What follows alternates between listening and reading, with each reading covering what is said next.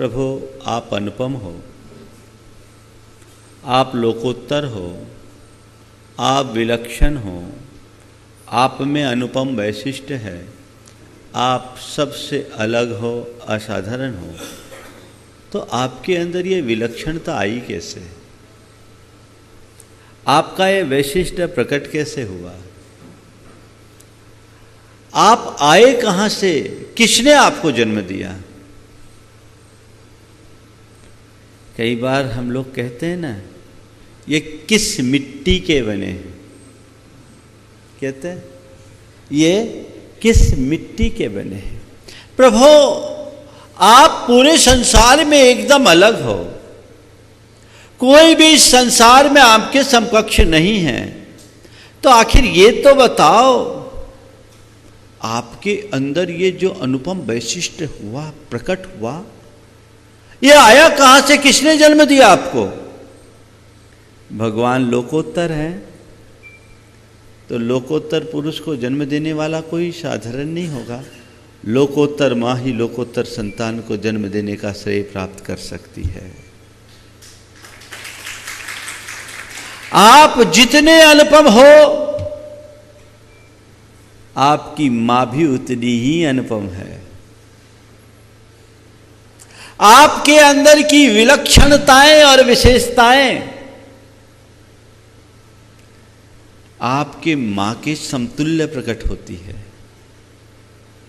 जैसा वैशिष्ट आप में है, आप लोक में अति उत्तम हो, तो आपकी मां भी लोक में अति उत्तम है। जैसे आप लोक में इकलौते हो, तो आपको जन्म देने वाली मां भी इकलौती ही है। आचार्य कुंद ने भगवान की स्तुति करते करते भगवान की मां का गौरवगान किया है। मां का संतान के निर्माण में बड़ा महत्वपूर्ण स्थान है। हालांकि अकेले मां किसी संतान को जन्म नहीं दे सकती, बिना पिता के सहयोग के मां भी जन्म देने में अक्षम है। फिर भी हमारे जीवन के निर्माण में पिता की अपेक्षा मां का कुछ गुरुतर दायित्व होता है और योगदान भी होता है। मां 9 माह तक पेट में पालती है। संसार के सारे रिश्ते जन्म के बाद जुड़ते हैं, एक मां है जिसका पेट से ही संबंध जुड़ जाता है। आचार्य मानतुंग इसीलिए भगवान ऋषभदेव की मां मरुदेवी का स्मरण कर रहे हैं और कह रहे हैं, आप जैसी मां इस लोक में अन्यत्र नहीं मिल सकती। और उसकी वजह भी यहाँ बताई जा रही है। पहले छंद ले, आज 22वां छंद है। स्त्रीणाम शतानि शतशो जनयन्ति पुत्रान्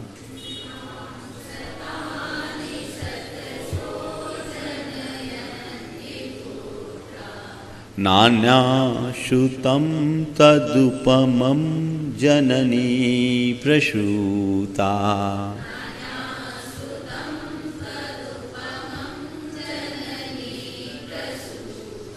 सर्वादिशो दधति भानि सहस्ररश्मिम्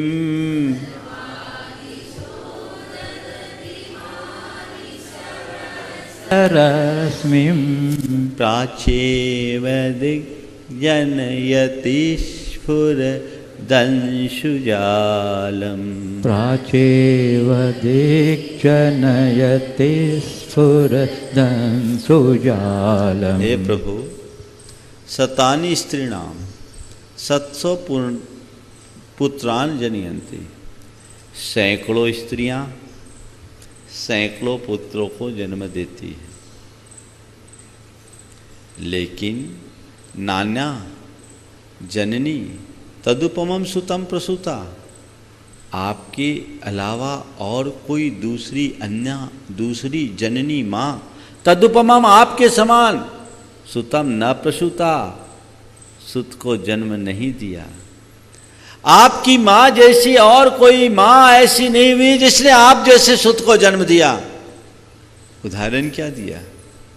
सर्वा दिशो दधति भानि, भानि यानी नक्षत्रों को, सर्वा दिशे दधति, आठों दिशाओं में नक्षत्र दिखते हैं, सब जगह नक्षत्र हैं, लेकिन सहस्ररश्मि प्राची एव दिग्जनयति स्फुरद अंशुजालम, अंशुजालम स्फुरद, जिसके किरणों की पंक्तियां, अंशुजाल किरणों का समूह स्फुरायमान है, ऐसे सहस्र रश्मि को प्राची एव दिग एव जनयति, पूरब की दिशा ही जन्म देती है।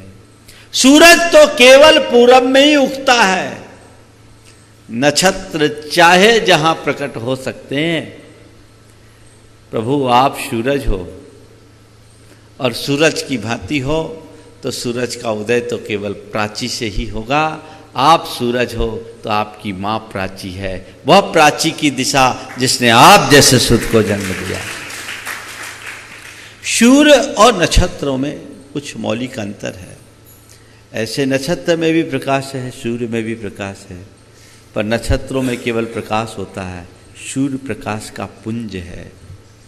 सूर्य में ऐसा प्रचंड प्रकाश कि उसके आगे नक्षत्र भी प्रतिहत हो जाते, दिखते भी नहीं। नक्षत्र तो कहीं भी प्रकट हो सकते हैं, सूरज पूरब में ही होता है। प्रभु नक्षत्रों की तरह अल्प योग्यता वाले संतान तो संसार में कदम कदम पर है। आज 100 क्या लाखों नारियां लाखों संतान को रोज जन्म देती है, लेकिन आप जैसे सुध को जन्म देने वाली मां नहीं है, क्योंकि दिशाएं भले करोड़ों नक्षत्रों को, असंख्य नक्षत्रों को प्रकट कर दे, पर सूरज तो एक ही होता है जो पूरब से उदित होता है और सारे धरती के अंधकार को क्षण में नष्ट कर देता है। आपकी समानता किसी से नहीं हो सकती।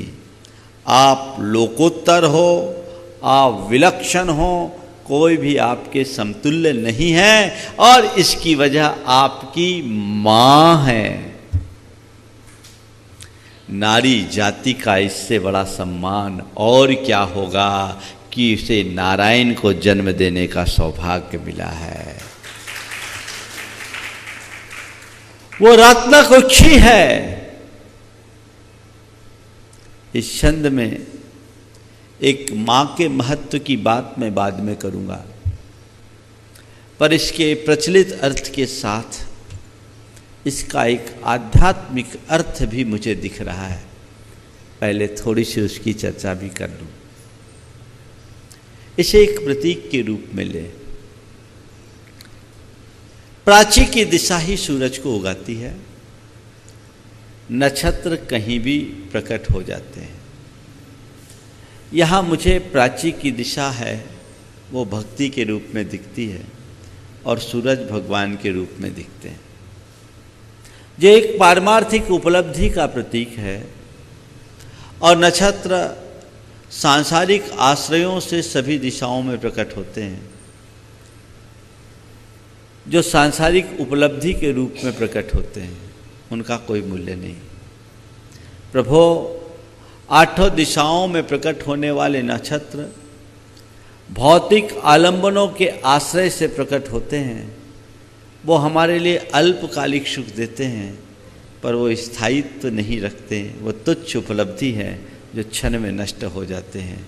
लेकिन आप जैसे परम पुरुष की, परमात्मा की पारमार्थिक उपलब्धि प्राची दिशा से ही हो सकती है। वो भक्ति की दिशा है, वो अध्यात्म की दिशा है। अध्यात्म का आलम्बन लेकर ही हम अपने जीवन की वास्तविक उपलब्धि को अर्जित कर सकते हैं। ये अर्थ भी इसमें गर्भित दिखाई पड़ता है, इसे समझना चाहिए।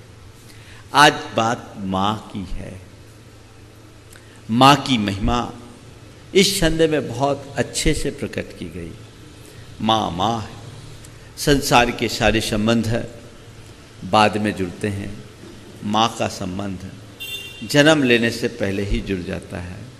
और एक बच्चा जब बोलना शुरू करता है तो सबसे पहले उसके मुख से माँ निकलता है। माँ को मान का प्रथम अक्षर कहा गया। आज माँ के संदर्भ में मैं 4 बातें आप सबसे करूँगा। माँ, मातृत्व, ममत्व और महत्व। माँ, मातृत्व, ममत्व और महत्व। माँ को ममता का मंगल कलश कहा गया है। माँ इस धरती की एक बड़ी विभूति है। माँ ने ही नर को जन्म दिया, नर को ही नहीं नारायण को भी जन्म देने का श्रेय माँ को ही मिलता है। इसलिए माँ का इस सृष्टि पर बहुत बड़ा स्थान है, क्योंकि माँ हमें इस सृष्टि में जन्म देती है, 9 माह तक अपने पेट में रखती है। लोगों को चाहिए कि वो माँ के गौरव को समझे, लेकिन माँ होना ही पर्याप्त नहीं है। कोई भी माँ तब तक अपने माँ पने को सार्थक नहीं कर पाती जब तक उसके हृदय में मातृत्व नहीं उमड़ता। माँ की गरिमा, माँ का गौरव उसके मातृत्व के कारण है। वो मातृत्व का रस अपनी संतान पर उड़ेलती है, हर पल अपने मातृत्व के रस से संतान को सींचती है, तो उस संतान का जीवन बनता है। माँ हमें जन्म देती है, माँ 9 माह पेट में रखकर हमें जन्म देती है, लेकिन माँ का जन्म केवल एक शरीर का जन्म है, लेकिन मातृत्व से हमारे अंदर संस्कारों का जन्म होता है। माँ अगर मिल गई तो जन्म तो हो गया, लेकिन संस्कार तब जन्मेंगे जब माँ का मातृत्व हमें मिलता है। माँ का मातृत्व संतान के साथ जुड़ा रहना चाहिए। जब संतान के साथ मातृत्व जुड़ता है, तभी वह सुसंतान का सौभाग्य प्राप्त कर पाते, गौरव पा पाते हैं। मातृत्व एक बहुत बड़ा तत्व है जो माँ से ही मिलता है और संतान को मिलना ही चाहिए। आजकल माँ तो बची है, मातृत्व खो रहा है। हालांकि माँ भी अब खो गई, माँ का स्थान ममा ने ले लिया और अब मॉम हो गई। ये बहुत तेजी से होने वाले परिवर्तन का एक कुपरिणाम है। माँ की शोभा उसके मातृत्व से है, और माँ का मातृत्व संतान को तब मिलता है जब माँ और बच्चे की निकटता होती है। माँ और बच्चे की निकटता होती है, लेकिन आजकल की माँओं को फुर्सत ही नहीं है, तो निकटता कहाँ से मिलेगी।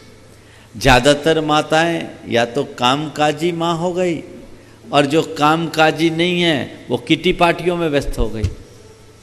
अपनी संतान के लिए उसे जो समय देना चाहिए वो नहीं दे पाती।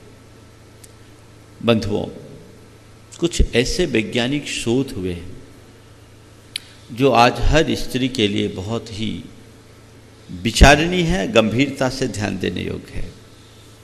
मातृत्व क्या होता है और एक संतान के भावनात्मक विकास में उसका क्या स्थान है। रूस में एक रिसर्च हुआ, आज से लगभग 30 वर्ष पुराना रिसर्च है। सद्य प्रसूत बंदरियों को, तुरंत की जाई बंदरियों को के ऊपर प्रयोग किया गया। कुछ को उनकी माँओं के पास रखा गया और कुछ को कृत्रिम मशीनी बंदरियों के पास रखा गया। दोनों बंदरियों को एक सा पोषण दिया गया। देखा यह गया कि शारीरिक विकास तो दोनों का एक सा था, लेकिन जिन बंदरियों को कृत्रिम मशीनी बंदरियों के पास रखा गया वे सब मानसिक रूप से रुग्ण थे। उनका भावनात्मक विकास नहीं हो पाया, वो मानसिक रूप से रुग्ण हुए। एक लंबे प्रयोग के बाद ये निष्कर्ष निकला कि मां की निकटता के बिना शिशु का भावनात्मक विकास नहीं हो सकता। और इस आधार पर मैं ये कहूँगा, जो मां अपनी संतान को निकटता नहीं देती वह एक रुग्ण पीढ़ी को जन्म देने का अपराध करती है। निकटता होनी चाहिए, वो निकटता ऐसी निकटता हो जो तुम्हें एक अच्छे संतान को जन्म देने का श्रेय दिला सके। मातृत्व होगा तब ना। आज मातृत्व खो रहा है, समय ही नहीं। पहले माँ बच्चे को अपने आंचल में खिलाती थी, अब तो आंचल ही गायब हो गया, आंचल ही खो गया। पहले गोद में लेके थपकी लेती थी और उसकी हार्ट बीट से मिलती थी।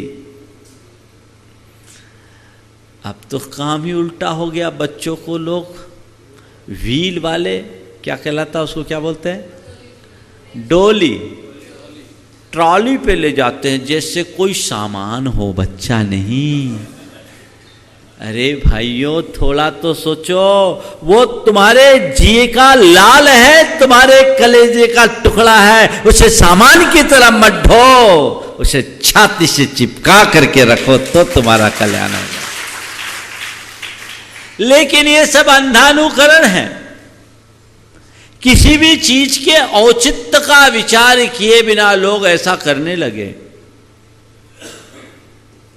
अगर तुम्हें तुम्हारी संतान ही बोझ लगने लगेगी तो तय मान करके चलना, बुढ़ापे में तुम भी उनके बोझ बन जाओगे। आज तुम अपने बच्चे को अपने हिये से लगाओगे तो बड़ा होकर के बुढ़ापे में तुम्हारा बेटा तुम्हें सिर पर बिठाएगा। जो लोग अपने बच्चों को आयाओं के भरोसे छोड़ कर जाते हैं, तय मान करके चलना बुढ़ापे में उनके लिए वृद्धाश्रम में ही जगह मिलनी है और कहीं नहीं मिल सकती। तुम्हारा दायित्व है, संतान को जन्म देना मात्र पर्याप्त नहीं है। संतान को जन्म देने के साथ साथ उसे संस्कारित करना भी तुम्हारी जवाबदारी है। और वो तभी होगा जब मातृत्व की भावना तुम्हारे अंदर होगी। पर क्या करे, आज की सोच ही उल्टी हो गई। कोई स्त्री मां बनने में भी आजकल हिचकिचाने लगी है, मातृत्व तो बहुत दूर की बात है। अरे जिससे नारी जाति का गौरव बढ़ता है, उससे ही अगर वो दूर भागेगी तो क्या होगा। मां बनने के साथ साथ मातृत्व भी उसके अंदर जुड़ना चाहिए। पर मैं देखता हूं आजकल की नारियां नर बनने की होड़ में लग गई है। इसका दुष्परिणाम ये है कि वो नर बन नहीं पा रही है, नारी वो रह नहीं पा रही है। मातृत्व और नारित्व सब असुरक्षित होता जा रहा है, खंडित हो रहा है। अनेक प्रकार की विकृतियां जन्म ले रही है। हमें वहां बहुत सावधान और सजग होकर के चलने की जरूरत है। बंधुओं, मां की गरिमा को समझो, मां की महिमा को जानो। पांडव और कौरव एक ही वंश में उत्पन्न हुए, पर पांडवों को पूरी मानव जाति के आदर्श के रूप में देखा जाता है, उधर कौरवों को मानवता के कलंक के रूप में जाना जाता है। इसके पीछे एक कारण मुझे समझ में आता है कि कुंती और माद्री का पांडवों को हर पल साया मिला। विपत्ति की घड़ी में, वनवास की घड़ी में भी उनकी मां उनके साथ रही। दूसरी ओर आंख वाली होने के बाद भी गांधारी अपने आंखों में पट्टी बांध के रही। अपनी संतान को पल भर के लिए देखा तक नहीं, संस्कार कैसे आते।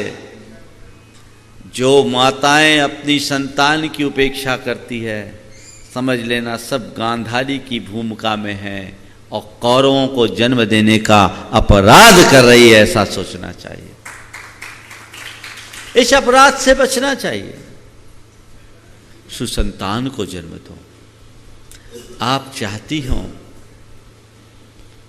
कि मैं एक अच्छी संतान की मां बनूं। आज भगवान को तो जन्म देने का सौभाग्य तुम्हारे पास नहीं है, तुम भगवान को जन्म नहीं दे सकती, लेकिन एक किसी संत की मां बनने का गौरव तो प्राप्त कर ही सकती हो। कदाचित संत की मां बनने का सौभाग्य न मिले तो कोई बात नहीं, एक सज्जन की मां बनने का तो श्रेय प्राप्त कर सकती हो। तुम भगवान को न जानो कोई बात नहीं, पर तुमसे जन्म लेने वाला बच्चा एक अच्छा इंसान बने, ये प्रयास तो तुम्हें करना चाहिए। और ये सब कब होगा? जब मां मातृत्व के संस्कार से अपनी संतान को सींचेगी। और ये सब प्रारंभ से ही आवश्यक है। बच्चा जैसे ही मां के पेट में आता है, संतान को वहीं से संस्कार मिलना शुरू हो जाता है। आप लोग तीर्थंकरों के कल्याणक में देखते हैं, जब पंच कल्याणक होता है, भगवान के गर्भावतरण के 6 माह पूर्व से ही सारी व्यवस्थाएं हो जाती है। इंद्र के द्वारा नियुक्त कुछ विशिष्ट देवियां गर्भ का शोधन करती है, और भगवान जब तक गर्भावास में रहते हैं 9 माह तक श्री ह्री धिति कीर्ति बुद्धि आदि देवियां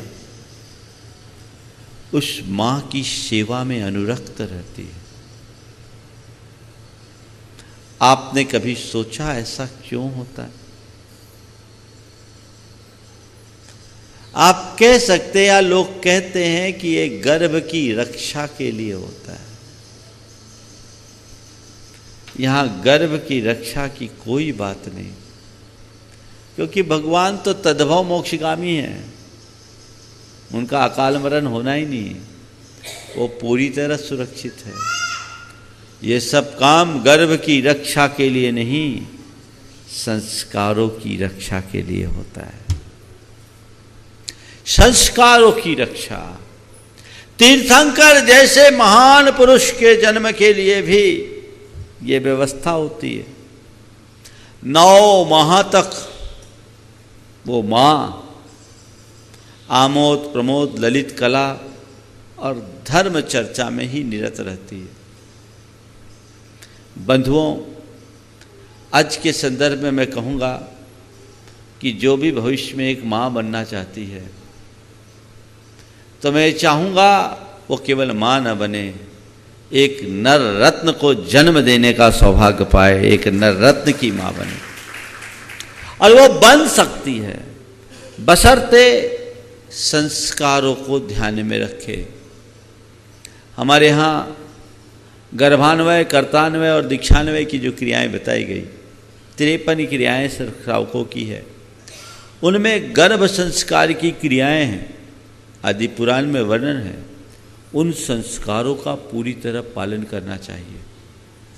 वर्तमान में गर्भ संस्कार के अनेक कार्यक्रम विभिन्न परंपराओं में हैं, और वैज्ञानिकों ने इसे बहुत अच्छे तरीके से शोध करके स्थापित किया है कि गर्भ संस्कार की विधि से संपन्न होने के बाद जो संतान जन्म लेती है, वो सुसंतान बनने का श्रेय प्राप्त करती है।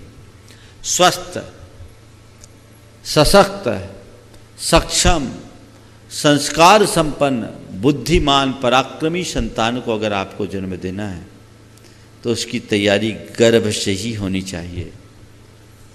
जन्म देने के बाद संस्कार देने की बात तो बहुत दूर की है। बच्चा पेट में आए उससे पहले से ही संस्कारों की शुरुआत होती है। आप आदि पुराण में पढ़िए, गर्भाधान आदि क्रियाएं, उन संस्कारों का बड़ा महत्व है। और वैज्ञानिक इस बात को मानते हैं कि बच्चा जब माँ के पेट में आता है, तब से माँ की भावनाओं और विचारों का उस पर असर पड़ने लगता है। जब कभी भी ये बात आती है तो अर्जुन और उनकी अभिमन्यु की माँ सुभद्रा की चर्चा आ जाती है। सुभद्रा को अभिमन्यु ने चक्रव्यूह भेदने की बात सुनाई। वो सुनी, पेट में अभिमन्यु सुन लिया। सुभद्रा को नींद आ गई।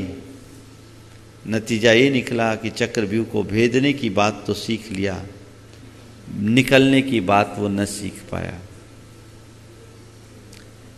मुझे ऐसा लगता है ये एक सुभद्रा के कारण नहीं, आज की सुभद्राएं भी ऐसी है जो सो रही है, उसके कारण उसका अभिमन्यु आज इस संसार के चक्रव्यूह में फंसा हुआ है।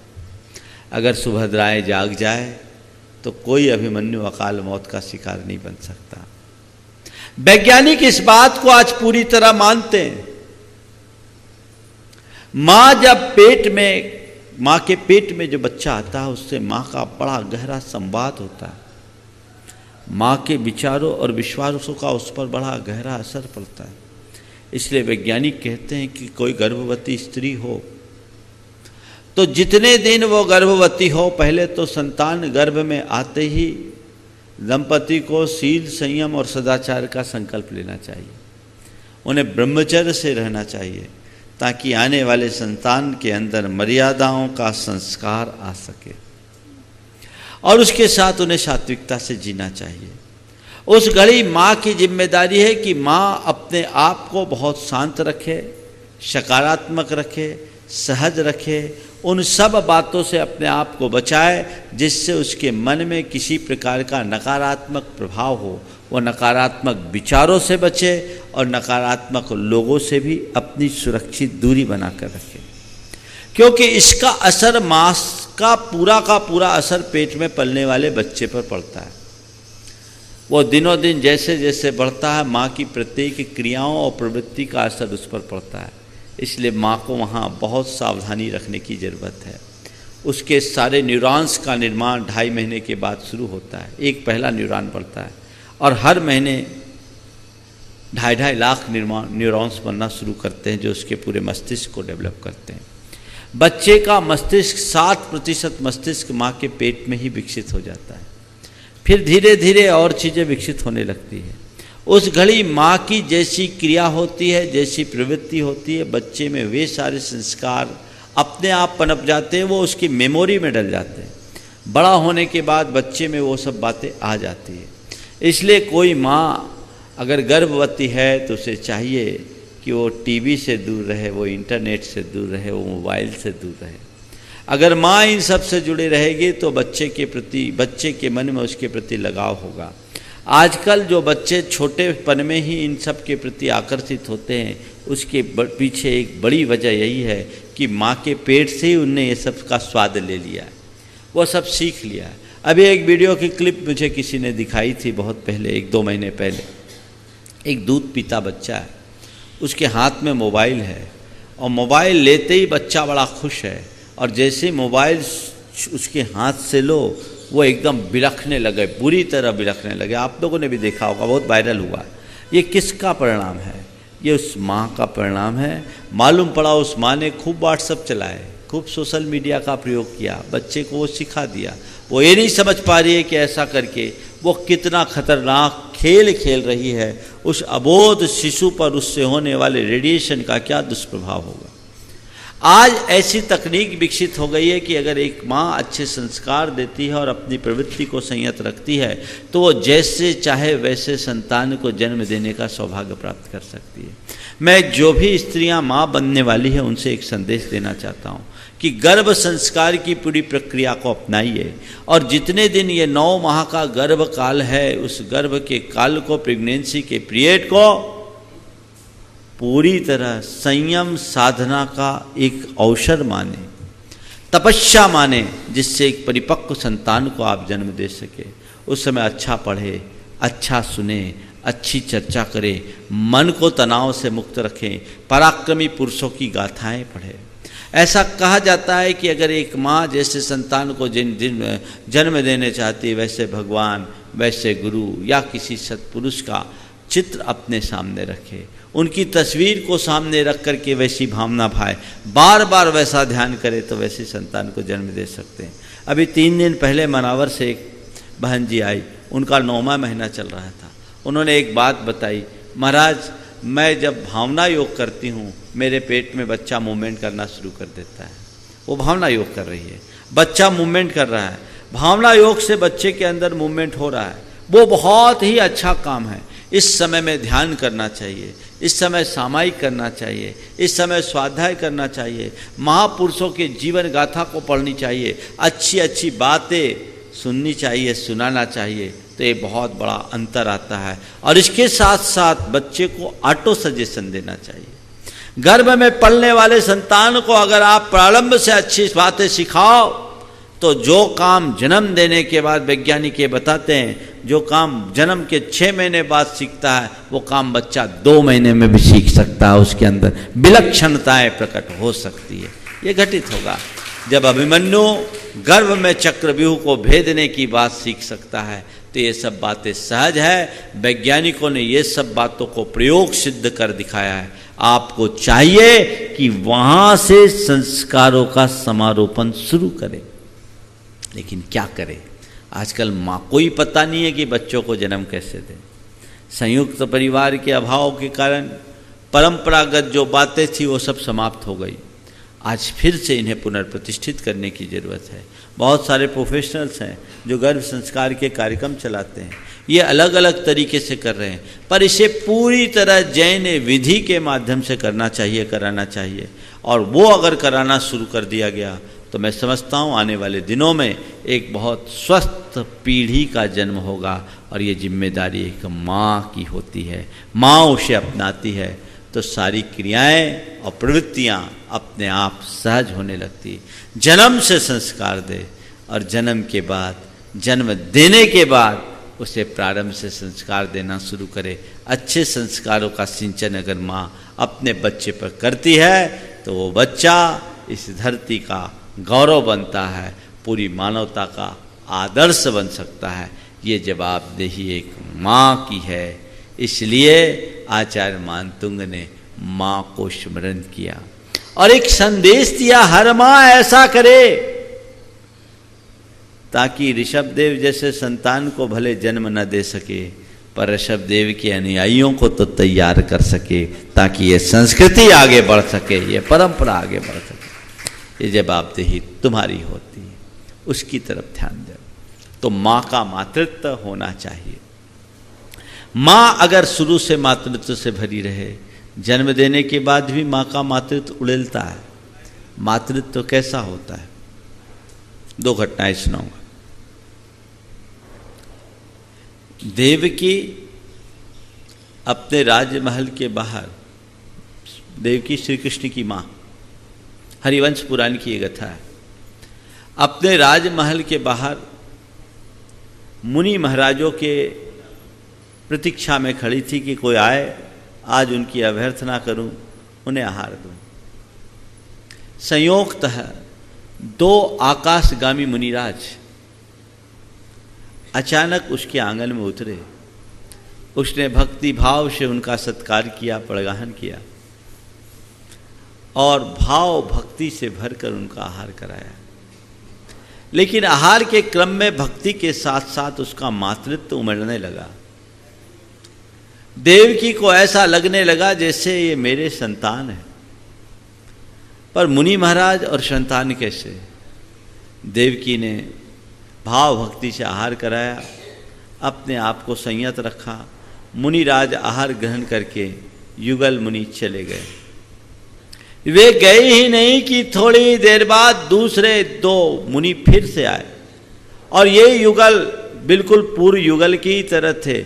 एक पल को देवकी को आश्चर्य हुआ, अरे ये मुनि महाराज फिर से कैसे आ गए? अभी तो हार करके गए। जैन मुनि तो 24 घंटे में एक ही बार हार लेते हैं, लेकिन ये दोबारा कैसे आ गए? देवकी ने कहा अभी दिमाग लगाने का समय नहीं, अभी कर्तव्य पालन करने का समय है। भाव भक्ति से उसने फिर उनको अब परगाहा, उनका आहार कराया और इस बार और मातृत्व मचल उठा। इन्हें विदा किया। ये गए ही थे कि फिर से वे के वे 2 मुनिराज फिर आ गए।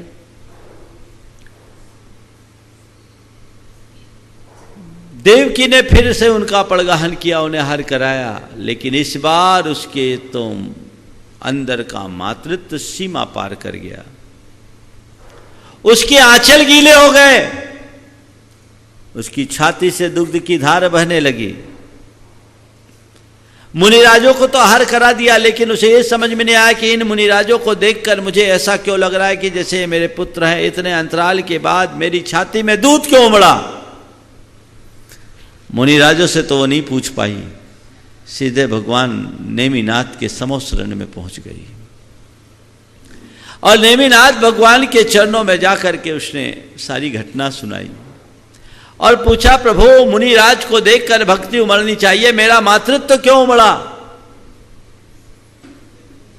मेरे आंचल में दूध क्यों प्रकटा? भगवान ने कहा, देवकी ऐसा तो होना ही था, ऐसा तो होना ही था। मां का मातृत्व नहीं उमड़ेगा तो किसका उमड़ेगा? प्रभु मां का मातृत्व नहीं उमड़ेगा तो किसका उमड़ेगा? हां, तुम्हें पता नहीं वो कौन थे? तुम्हें मालूम है कंस ने तुम्हें कैद में रखा था। श्री कृष्ण के जन्म से पहले तुम्हारे 6 पुत्र और हुए थे। श्री कृष्ण के जन्म से पहले तुमने 6 पुत्र और जन्मे थे। जैन महाभारत के अनुसार तुम्हारे 6 पुत्र और जन्मे थे, लेकिन कंस के क्रूर पंजों से बचाने के लिए उसे अज्ञात स्थान पर ले गया था और मृत पुत्रों को वहाँ तुम्हारे पास रख दिया गया था और कंस को बता दिया गया था कि मृत संतान उत्पन्न हुई है। कंस ने उन्हें भी दीवार से मारकर और मार दिया था। लेकिन इन सबको अज्ञात स्थान पर ले गए थे, भद्दलपुर, जो भगवान शीतलनाथ की जन्मस्थली विदिशा है आपका, वो भद्दलपुर में एक श्रेष्ठी के यहाँ, अरहदत्त श्रेष्ठी के यहाँ उनका लालन पालन हुआ। वहाँ ये पले बढ़े। जब इन्हें मालूम पड़ा अपने जीवन की वास्तविकता का, तो इन्हें वैराग्य हो गया। 6 के 6 पुत्र दीक्षित हो गए और दीक्षित होने के बाद नित्य की भांति अपने आहार के क्रम में निकले थे। आज पहली बार तुम्हारे यहाँ आना हुआ और तुमने अपने पुत्रों का मुनि रूप में ही सही पहली बार दर्शन किया। नतीजा तुम्हारा मातृत्व मचल उठा और तुम्हारे छाती से दूध प्रकट हो गया। पहली बार मां ने अपनी संतान को देखा तो मातृत्व उमड़ा। मुनि बनने के बाद भी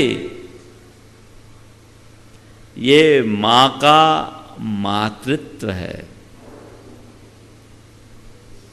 और इसी में मां की गरिमा है। दूसरा प्रसंग, भगवान महावीर जब अपने मां की पेट में थे तो उन्होंने एक बार सोचा कि मैं मूवमेंट करता हूं, वो तो दिव्य ज्ञानी थे, मैं मूवमेंट करता हूं तो मेरी मां को तकलीफ होती है, तो मां को तकलीफ ना हो इस भाव से उन्होंने अपना मूवमेंट बंद कर दिया। जैसे ही हलन चलन बंद किया, कोहराम मच गया, तृष्णा तरफ उठी, ये क्या हुआ? मेरे गर्भ को कुछ हो ना गया हो, मेरे बच्चे को कुछ हो ना गया हो, मेरे बच्चे को कुछ हो ना गया।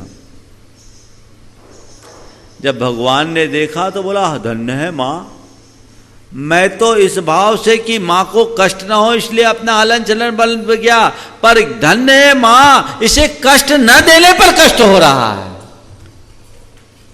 ये मातृत्व है। तो मां और मां का मातृत्व दोनों इस धरती पर विलक्षण। ममत्व तो मां का एक विशेष गुण है, लेकिन ये दोष भी बन जाता है। मां जब तक मातृत्व से जुड़ करके अपनी ममता बढ़ाती है तो संतान का निर्माण होता है, लेकिन वो ममत्व अगर ममता का रूप धारण कर ले, मोह में परिवर्तित हो जाए, तो माएँ अपने बच्चे को अतिरिक्त लाड प्यार देकर बिगाड़ डालती है, उसे बर्बाद कर देती है, उसका जीवन तहस नहस हो जाता है।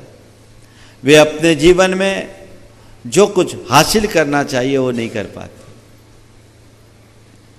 तो ममत्व से बचो। अक्सर घरों में ऐसा होता है, कई माएँ अपने बच्चों और खासकर बेटियों के साथ ज़्यादा करती हैं। अपने ममत्व के कारण अपने पति से छिपा करके उनके लिए जरूरत से ज़्यादा लिबर्टीज दे देती है, उनकी बातों को छिपा लेती है, उनके दोषों को अनदेखा कर देती है। नतीजा क्या निकलता है? वो नासूर बनकर के जीवन को बर्बाद कर डालता है। ये ममत्व नहीं होना चाहिए। ममत्व से बचो, मातृत्व से भरो, हिताहित का विचार करके कार्य करो। आप देखिए, एक मां होती है, बच्चे को दूध पिलाना होता है, तो प्यार से दूध पिलाती है, उसमें मातृत्व भी होता है, लेकिन दूध पिलाने से पौष्टिकता आती तो ज़रूरत से ज़्यादा दूध पिलाने का कष्ट करती है क्या? हाँ, अगर ज़्यादा दूध पिला दे तो हाँ, ज़्यादा दूध पिलाएंगे तो बच्चे को डिसेंट्री हो जाएगी, दस्त लगने लगेंगे। वैसा नहीं करती, कोई भी माँ नहीं करती। तो संत कहते हैं बच्चा भूखा चिल्लाता है तो भी बच्चे के प्रति, बच्चे की सेहत को देख करके माँ उसको खिलाती पिलाती है। ममत्व में फंस करके उसको देख करके चाहे जो नहीं कराती। बच्चे का पेट खराब हो, वो मिठाई मांगे तो देते हो क्या? सही माँ कभी नहीं देगी। और जो ममता में फंसेगी, हाँ ले ले तेरा रोना मुझसे नहीं देखा जाता, तो अभी बच्चा ही रो रहा, कल माँ को भी रोना पड़ेगा। संत कहते इसी तरह बच्चे के हिताहित का ध्यान रखते हुए, उसके औचित्य का ख्याल रखते हुए ही माँ को अपने संतान के साथ व्यवहार करना चाहिए। ज़्यादा ममत्व बहुत दुखदायी होता है, उस तरह के ममत्व से बचना चाहिए। देखिए, एक ममत्व से भरी माँ अपनी संतान का कैसा अहित करती है, और एक मातृत्व से भरी माँ ममत्व को जीतकर संतान का कैसा भला करती है। दो उदाहरण मेरे सामने हैं। एक का बेटा माँ का ज़्यादा लाडला था। बेटा चाहता था मैं एक अलग स्कूल में पढ़ूं। पिता जानता था कि जिस स्कूल में बच्चा जाना चाह रहा है वो इसके लायक नहीं है, लेकिन बच्चे की भावना को पूरा करने के लिए माँ ने जिद कर लिया, और पत्नी के जिद के आगे पति को पसीजना पड़ा। उसने उस बच्चे को वहाँ दाखिल कर दिया। बहुत हाई फाई स्कूल था, बड़े घरानों के बच्चे वहाँ पढ़ते थे। हॉस्टल में तो रख दिया। 8th क्लास में बच्चे को भर्ती किया, और आप सब सुनकर के दुखी भी होगे और आश्चर्य भी करोगे। 10th क्लास में आते आते उस बच्चे को ड्रग का एडिक्शन हो गया, और ड्रग के एडिक्शन में वहाँ कुछ नहीं मिलता तो आयोडेक्स खाना शुरू कर दिया। आयोडेक्स है ना, वो बहुत खतरनाक होता है। अब जब माँ बाप को पता लगा तो क्या करे, वहाँ ऐसी संगति मिल गई, वैसा वातावरण मिल गया। अब क्या करे, कोई उपाय नहीं। मेरे पास लेकर आया, महाराज क्या करे, कैसे समझाए। बोले देखो अब इसको डी एडिक्शन का कार्यक्रम कराओ, कोर्स कराओ, किसी तरह कंट्रोल करो ताकि ये बच्चा नियंत्रित हो। अब माँ बोलती मेरी गलती के कारण हुआ है, शुरू से मना कर रहे थे कि वहाँ मत भेजो मत भेजो। काश मैं मान ली होती तो ऐसा नहीं होता, लेकिन उस घड़ी कोई मानते नहीं है। बच्चों के प्रति ज़्यादा उदार बन जाने के परिणाम स्वरूप कभी कभी बच्चे रास्ते से भी भटक जाते हैं। ये एक उदाहरण हुआ। अगर थोड़ा सोच विचार करके काम किया गया होता तो शायद ऐसी स्थिति नहीं होती। और दूसरी घटना, एक बच्चा स्कूल से आया और स्कूल से आकर के अपने साथी का एक पेन लेकर आया। माँ ने देखा ये पेन किसका, बोला मेरे फ्रेंड का है। बोले कैसे लाया, बोले उसने दिया था। बोले दिया था तो तुमने लिया क्यों, पहले ये बताओ उसने दिया कि तुमने उठाया। उसने दिया कि तुमने उठाया। पहले टाल मटोल किया, बाद में माँ के आग्रह पर उसे कहना पड़ा कि नहीं मैंने उसे उठाया। माँ ने एक चांटा खींच करके दिया और कहा तेरे पास पेन की कमी थी क्या जो तूने उसका पेन उठाया। अभी इसी वक्त जाएगा और उसका पेन वापस लौटा करके आएगा, उससे क्षमा मांगेगा। बच्चे को भेजा और ख़ुद से फ़ोन करके बच्चे के माँ बाप को कहा कि मेरे बच्चे ने ये गलती से ऐसा कार्य कर लिया है, मैंने तो उसे पनिश कर ही दिया है, आपसे भी निवेदन है उसे 4 चांटा खींच करके मारना ताकि दोबारा ऐसा दुस्साहस ना कर सके और मेरा बच्चा बच सके। यह है सही पेरेंटिंग। ममता से भरी आज की माँ ढांकती है और उसके गलत को भी सही साबित करने की कोशिश करती है। नतीजा बच्चा ही गलत बन जाता है, संस्कार उल्टे पड़ जाते हैं। वहां ध्यान रखने की जरूरत है, ममत्व को दूर करें। और संतान को चाहिए कि वो मां का महत्व जाने, मातृत्व का महत्व जाने और ममत्व का महत्व जाने, और पूरे जीवन अपनी माता पिता की सेवा में स्वयं को अनुरक्त रखे। अगर बच्चे मां की महिमा को जानने लगे, मातृत्व की गरिमा को जानने लगे और उसके महत्व को पहचान ले, तो किसी भी मां की कभी उपेक्षा नहीं हो सकती। पर क्या बताऊं, ये कलयुग है। इस कलयुग में जन्म देने वाली मां की भी आज घोर उपेक्षा हो रही है। आज मां के लिए जगह नहीं। जिस मां ने तुम्हें 9 महीने तक पेट में रखा, आज उसी मां के लिए तुम्हारे फ्लैट में जगह नहीं है। कैसा कलयुग है। जिसने पेट में रखा उसके लिए फ्लैट में जगह नहीं। ये कलयुग, ये इससे बड़ी विडंबना और क्या होगी। मनुष्य को यहाँ बहुत ही सजग होकर के चलने की ज़रूरत है। एक बार ऐसा हुआ, माँ वृद्धाश्रम में थी। अचानक रात 11:30 बजे माँ का ध्यान कैलेंडर पर गया और तुरंत उसने बेटे को फ़ोन मिलाया। और जैसे ही फ़ोन मिलाया, बेटे ने फ़ोन उठाया। बेरुखी से बेटे ने पूछा, क्यों, क्या बात है? बोले, कुछ नहीं बात बेटा, आज से 30 बरस पहले ठीक इसी समय मैंने तुझे जन्म दिया था, तो सोचा आज जन्मदिन पर तुझे आशीर्वाद देता। अरे ठीक है, तो ये नौटंकी करने की अभी क्या ज़रूरत थी? ये काम तो सुबह भी हो सकता था। ये नौटंकी करने की अभी क्या ज़रूरत थी? ये काम तो सुबह भी हो सकता था। बेटा, माँ की ममता को नौटंकी कहने का साहस मत कर।